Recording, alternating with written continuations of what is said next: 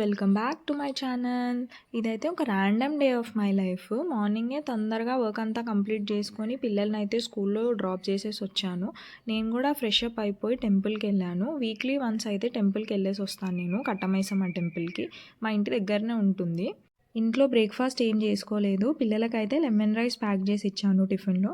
Morning rice తినాలనిపించదు నాకు, అందుకే breakfast అయితే వచ్చే దారిలో ఉంటుంది కాబట్టి తీసుకొని అయితే వచ్చాను.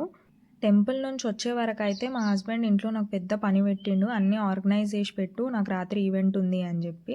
2 ఈవెంట్స్ ఉన్నాయి. ఒకటి బెలూన్ డెకరేషన్, ఒకటేమో మంగళ స్నానం సెటప్ చేయాలి. నేను ఇంట్లో కొంచెం హెల్ప్ చేసి పెట్టేశానంటే ఆయనకి ఈవెంట్ దగ్గర కొంచెం బర్డన్ తక్కువ ఉంటుంది అని చెప్పి నేనైతే అన్నీ ఆర్గనైజ్ చేసి పెట్టేస్తాను. పిల్లలు స్కూల్ నుంచి వచ్చిన తర్వాత అయితే హలీం తిందాము అని చెప్పి ఒక 2 డేస్ నుంచి అడుగుతూ ఉన్నారు. సరే ఈరోజు తిందాము అని అయితే వాళ్ళకి మాట ఇచ్చాను పొద్దున స్కూల్ పోయేటప్పుడు.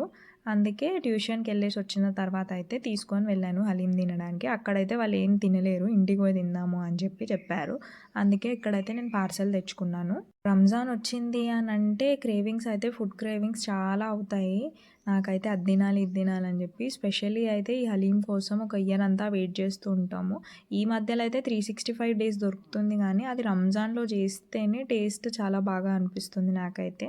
నార్మల్గా కూడా నేను తింటాను, కానీ రంజాన్లో చేస్తే కొంచెం టేస్ట్ ఎక్కువ అనిపిస్తుంది అని చెప్పి అనుకుంటాను నేనైతే.